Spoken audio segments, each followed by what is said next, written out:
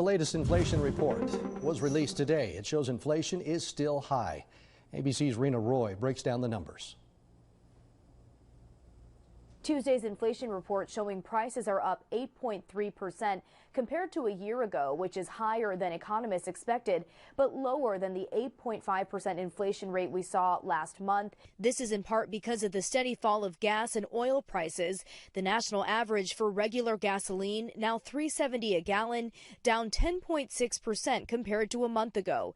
President Biden saying Americans are seeing real progress and touting his Inflation Reduction Act, the massive health, climate, and tax law he signed last month. This bill cut costs for families, help reduce inflation at the kitchen table, because that's what they look at, how much of their monthly bills and how much do they have to pay out for their necessities. And it gave them just a little more breathing room, as my dad would say.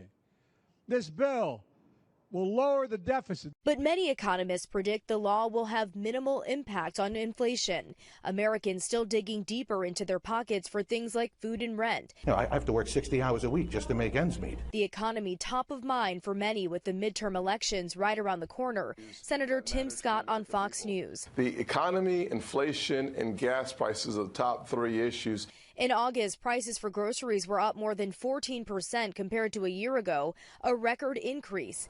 And now more concerns for the economy as more than 60,000 union railroad workers are threatening to go on strike. Passenger service, supply chains, jobs, and supporting industries could be crippled, costing the economy an estimated $2 billion per day. Railroads carry 40% of the nation's long-haul shipments, so a railroad strike would stop those goods from getting on store shelves.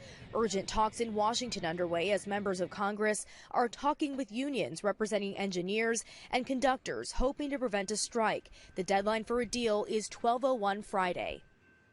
And even though inflation does appear to be slowly cooling, the Federal Reserve is still expected to raise interest rates 0.75% at its next meeting, an announcement on that expected next week. Rena Roy, ABC News, New York.